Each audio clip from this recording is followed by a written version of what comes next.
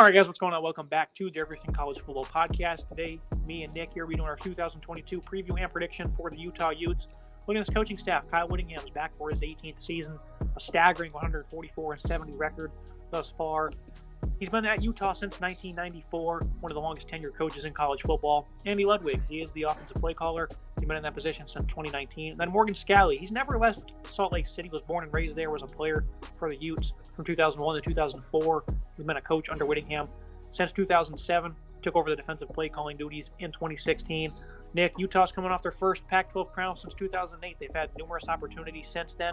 They finally sealed it, blowing out Oregon twice there in the back half of the season, come up just short against Ohio State. But this team was legit last year, and I think it certainly earned the Pac-12 some respect. Whittingham has done an incredible job with this program, taking over after Urban Meyer left after he had such a great couple of years period there with Utah. They looked shaky at the start of the year, losing to BYU and San Diego State starting 1-2. And then they turned it around and started firing off wins left, right, and center, and they really took control of the Pac-12, dominated Oregon twice in as many weeks to win the Pac-12, and they put up a great fight in that game against Ohio State in Rose Bowl, one of the best games of the year. This Utah team was so fun to watch last year, and they're going to be so fun to watch this year. Speaking of that 1-2 start, we'll look at the offense. 8 starters are back on an offense that average over 36 points per game. But, the offense struggled early in the year. Charlie Brewer, people probably forget that he was there. He transferred, shortly after getting benched for Cam Rising, who was given the go at some point in the San Diego State game to come up just short, but he performed quite well.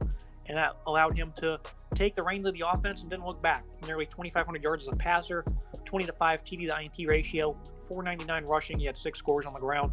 Very savvy football player. He doesn't have traits that will jump off the screen, but he's a leader. He's been around a few seasons. He's quite tough. And, of course, as a dual threat athlete, he did a lot for this offense. 6'2", 220. I walked past him right after the Pac-12 title win. He just seems so appreciative to be here at Utah and have this opportunity. And, I think he's making the most of it so far. I love Cam Rising. He's a super talented quarterback, one of the better quarterbacks in the Pac-12 for this upcoming season. I love what he can do on the ground. I love what he can do in the air. I like his decision-making. He's good with the ball. He protects it. 5 interceptions last year is a solid total from him.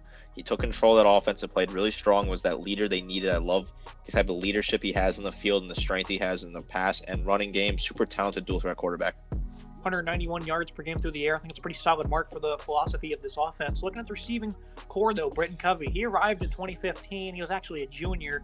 Could have returned for another year of school, but he finally moves on. That's it, though. They don't lose much in this receiving core. They get back 2 great tight ends. 2 opposite players, really. Brant Kuzi, 6'2", 230. Really isn't a tight end due to the size. And, they utilize him in the slot or out wide. He's barely in line on the line of scrimmage. Good route runner, strong after the catch. Dalton Kincaid, 6'4", 242. Great ball skills, much better contested catch guys. So they have 2 great tight ends. They have 2 different opposing skill sets, which I think that's great for this offense. First and third last year on the team in receiving. These guys are going to do so good this year. Both veterans. They had 500-plus yards each last year, 14 touchdowns combined. How do you feel about these 2 tight ends? Love the tight ends. Like you said, 14 touchdowns combined. Kincaid with 8, Cuddy with 6. They're super talented across the board, 12.2 yards per catch and 14.2 yards per catch respectively. I love what they can do. These guys are both talented. They both have different skill sets, which I think allows for a different type of scheme set up. They can do 2 different things with this, and they can kind of load it up and design it differently. I love the setup here of the tight ends. I think they're super talented. I'm excited to see what they can do and kind of bounce off each other and build a strong team there. I feel like they'd be in some deep waters if they didn't have those 2, because this overall wide receiver group isn't exactly great. Devon Bailey enters his 4th year. He's technically a rising sophomore, averaged nearly 17 yards per catch last year. Only 23 receptions, though. Solomon Ennis enters his 5th year. Only 22 grabs of his own last year. They got vets at wide receiver, but returning production at this position isn't exactly great. Not really worried, mainly because of the 2 tight ends, along with the way this offense operates. Doesn't call for great wide receiver production, just more so consistency. So I think they'll be all right, but it's obviously not an overwhelming positional group that's going to blow you out of the room. Right, I think Ennis is a solid wide receiver. I like to see what he can do. 11.3 yards per catch last year, including a touchdown. And Vele is also a solid player, 16.9 yards per catch. I like to see what he can do. Maybe he can step up a little bit here. But I'm not as concerned like I said, I agree with you. The way the offense is structured, the way they run the ball, and the way that they pass their tight ends, I'm not really concerned about the depth at wide receivers. I think the guys that are there will step up if they need to step up. Looking at this Utah running game, it was the bread and butter for this football team a season ago. 3 different backs had 500-plus rushing yards. That's phenomenal production. They lose T.J. Pledger. He was the Oklahoma transfer. They returned 2 great runners, though, mainly Tavion Thomas, 1,100-plus yards, 21 touchdowns, which is a school record. 6'2", 221, nice inline runner. staggering in between the tackles. He's a thumper. He's nice in the short area, impressive change of direction, nice quick step and acceleration. Utah's had a long line of great runners under Winningham. Year after year, they seem to have very similar backs, in terms of skill set, and very similar production. Tavion Thomas, he's next up. The upside here is unlike any other. You look at Devontae Booker, Joe Williams, Zach Moss. I think Tavion Thomas has the potential to be better than all three of those. I love Tavion Thomas, over 1,100 yards on the ground last year. So talented, 21 touchdowns is an incredible mark. 5.4 yards per carry is also solid. I look at Micah Bernard as well, super talented back to have as number 2 guy. 523 yards last year, 6 yards per carry, 2 touchdowns from him. Maybe Bernard gets involved a little bit, but I expect Thomas to carry the load. I love the size with 6'2". I think that's a perfect size for this running back. But Bernard is there if you need him. I think he's a super solid back that a lot of people sleep on. Micah Bernard, 87 carries for 529 yards. That's really good. He also caught 26 passes for 251 yards. Only found the end zone 4 times, but he's an athlete. They even had him playing corner in the Rose Bowl. He was covering Jackson Smith-Njigba. Of course, you saw his stat line that obviously didn't go very well, but he had 10 tackles, proving that he really is an athlete. He also caught a touchdown in that game. So, that's a heck of a ball game. You get to cover JSN, and you also caught a touchdown.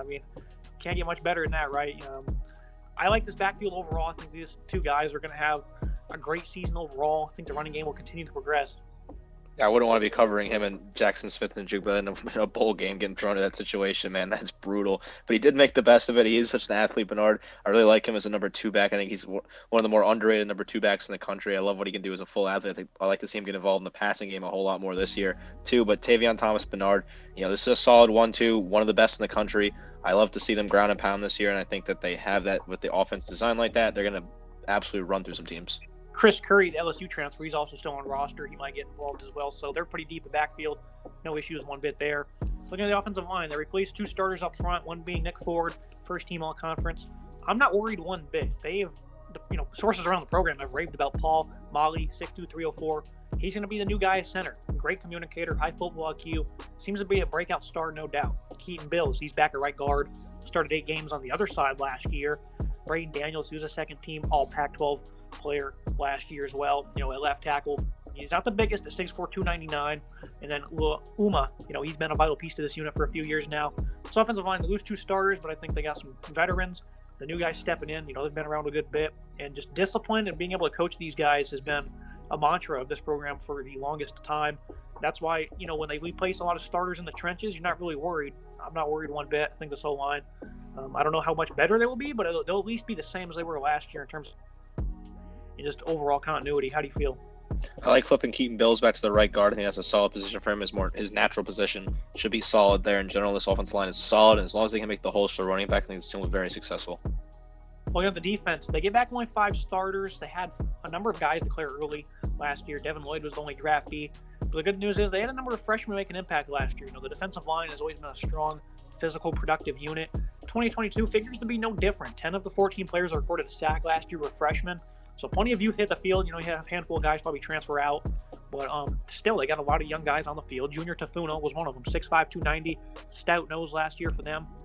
Devin Kafusi, this is a guy I'm looking to see what he can do this year. All of his brothers played at BYU, so kind of odd that he ends up here. But 6'7", 300 pounds. That's insane size. Great lineage. He's a ball player. I like to see what he can do this year. Van Fillinger, he's another one of those guys that was a freshman. 9.5 tackles for loss, 5.5 sacks. Opposite side of him might be Jonah Ellis. His dad coaches the defensive tackles now. Depth on this D-line isn't exactly great, but the starters I just mentioned, I think they're going to perform very well this season. Fillinger's really talented, 9.5 tackles for loss, 5.5 sacks last year. I'd like to see him step up, maybe get that tackle total up a little bit. He was at 41 last year.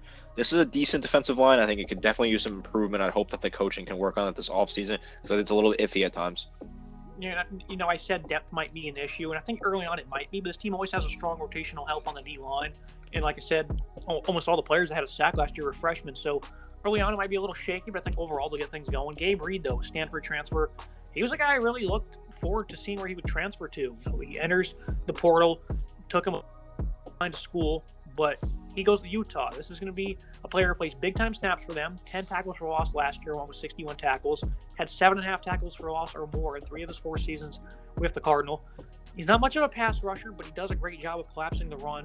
And actually last year, I think he had 8 QB hurries, so he's certainly developed very strongly. I think Gabe Reed's going to be one of the better transfers in this conference. overall, what are your final thoughts on this D-line and pass rush that, we're kind of iffy on, but overall I think they're going to be just fine? I definitely think I'm iffy on this pass rush. I think Gabe Reed's a solid guy. I like that you highlight him coming from Stanford. He has some serious potential. It's just a little iffy looking at this because, I just don't know if they're replacing a lot of guys in the depth. These guys are young and experienced, but interesting to see if they can take that step forward and kind of dominate like we're used to at Utah.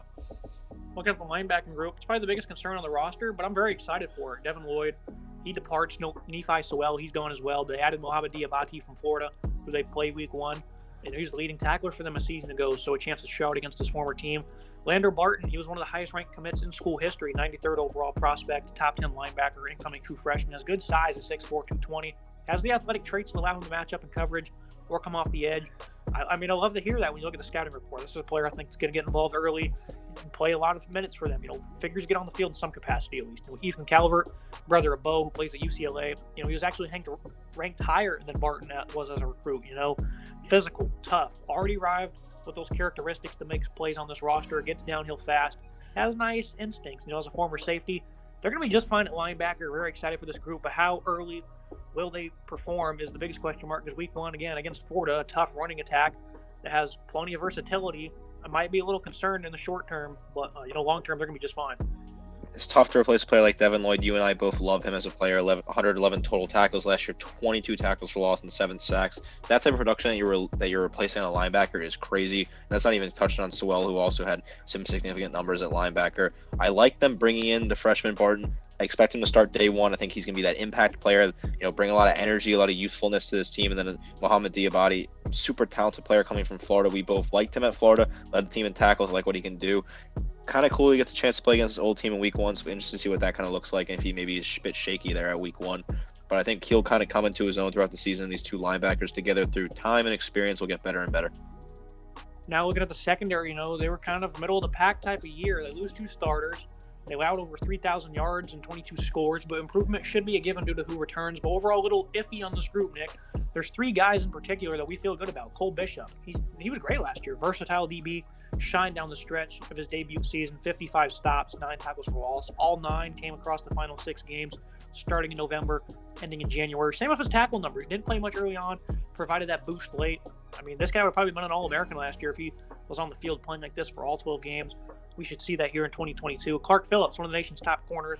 A great overall playmaker. He swats away balls, forces fumbles, tackles with energy. A good high IQ football player, like his play speed. Travis Broughton as well. He's another vet that will occupy the other cornerback spot. Very sound cornerback duo with him and Phillips. Rest of the DBs are quite questionable, though. When you ask people around the program, they're not very excited about some of the young guys here, but time and time again, Whittingham shows that they find these guys that can step up and make plays. I think that's what you're going to kind of search for in the secondary, but overall, not very excited myself. Clark Phillips, super solid player, 61 total tackles last year, 2 interceptions, 13 pass breakups, and a forced fumble. I like what he can do. He also scored a touchdown on one of his returns. Cole Bishop, too, 9 tackles for loss, 3 sacks. He can get after the quarterback if necessary. I like Cole Bishop a lot. But the depth is definitely a concern. You look at Phillips and Bishop, those 2 guys are really solid, but after that, it kind of drops off pretty quickly. I get a little concerned about replacing the talent there at the bottom. I think these younger guys are going to struggle to step up. Overall, I think the defense might take a step back this year. Pass rushing group a little iffy, and that's the best way to complement a secondary that has its own struggles. But at the same time, I'm very excited for all 3 levels of this defense. They got young, exciting players at all 3 levels. How fast can they gel, though, Nick, is the real question mark. Right, is this team going to be able to get the continuity down early and be able to play as one defensive unit, or are they going to be a little bit fractured between the defensive line and the secondary and kind of struggle to get that continuity that they need to be a successful defensive ball club? Now, looking at the schedule preview and prediction, I think September 3rd might be the most important game in Pac-12 history as Utah travels to play Florida, just because it's been a bad offseason for the Pac-12. They've already lacked respect for years now, and they just lost 2 top schools to the Big Ten. There's no energy one bit. This conference really seems like it's down to its final breaths, it seems like, because talking about going elsewhere. So they really need this game. They really need to re-inject some energy and regain some confidence September 3rd against Florida. How do you feel about that? I love this scheduling from both parties. I actually think this benefits the Pac-12 great, but I also think it benefits the SEC a little bit. Scheduling Florida hosting Utah. This is a game I've highlighted as one of my Week 1 games to watch for sure. It's a super exciting matchup, a very rare matchup between these two programs. And Utah winning in the Swamp will do wonders for the Pac-12 as a conference, and will do wonders for Utah as well. Really strengthen their resume coming forward. The Swamp's a really tough place to play, and getting this game out of conference is very gutsy. Georgia and Oregon play that same day, but it doesn't have the same feel. They're like 17-point underdogs. Utah's expected to be a playoff contender. That's just much different. That's why I say that game's more important than the one in Atlanta. I really think it's going to be a very important game for Utah and the entire conference. The future could really be up to that one right there. Some tough road games, though. We got Florida, of course, Arizona State, UCLA, Oregon.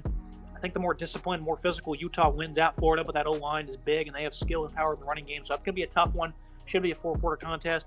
Defense, still a work in progress. So I think Utah and those tight ends, they're going to make it tough on that Florida defense. Can't wait for that game. I think it's going to be a great one all around. I think the only see at home, I think currently they're actually like 1-point underdogs, but I think the secondary, they're going to have fits all day long against Caleb Williams and a deep pass-catching core from USC. I think that game will decide the division and a CFP spot, though. Late in the year versus Oregon will obviously be a tough test. Smoked this team twice last year, but it's not going to be really relevant with that being late here in November this time around. With new coaches and everything, really good team. The offense will be great. Defense has its concerns, but like I said earlier, very promising at all three levels. 11-1, near 6 bowl for Utah. What are your final predictions for the Utes? Yeah, 11-1. I love this Utah team. I expect them to be back in the Rose Bowl this year, considering USC will most likely make the playoffs. I love this team top to bottom. The schedule is an interesting schedule. I like the combination of it. I like having Florida at a conference. I like San Diego State as well at home. Interesting matchup.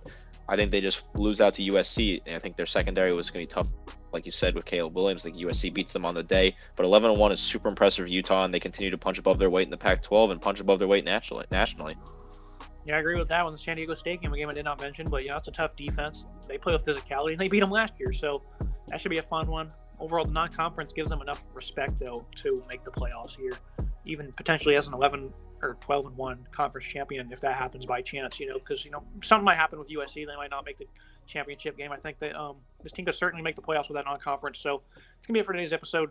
As always, Nick, appreciate it. Yeah, thank you so much. Make sure you guys like, comment, subscribe. See you next time.